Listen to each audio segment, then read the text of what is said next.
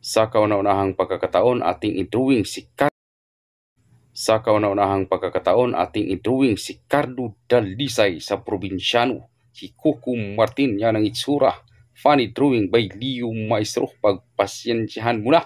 Coco Martin, yan lang nagkinaya ko. Drawing naman natin si Unyok, ang batang Unyok noon sa probinsyano. Kumusta na kaya ang batang ito? Wala man siya ngayon sa Batang Quiapo. Mga kaibigan, paki-follow, like and share. Sana makarating kay Coco Martin at makasali ako doon sa Batang Quiapo. Maraming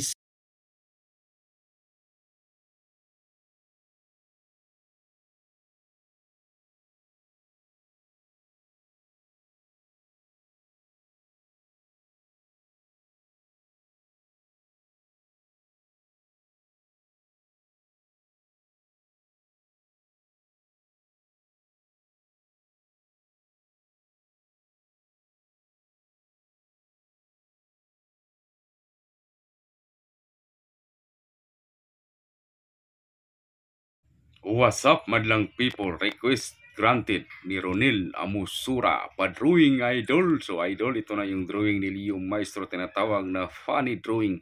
Huwag ka sanang magalit kasi ang kaya ni Leo Maestro is funny drawing lang. Tingnan natin kung ano ang kalalabasan. Agoy, nagiging matrix doll ang pugi.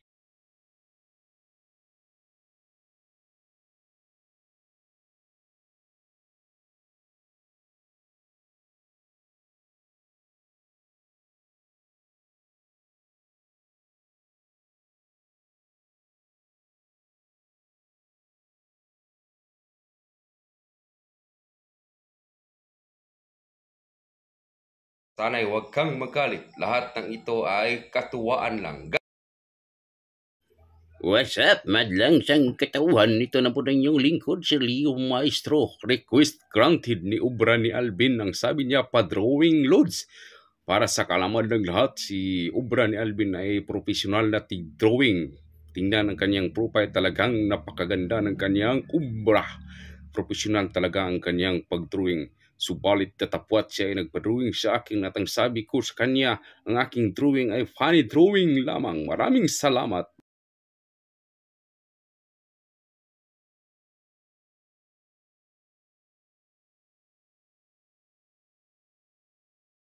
Magandang araw mga pugi at magaganda sa Sana'y huwag kang magalit. Lahat ng ito ay katuwaan lang.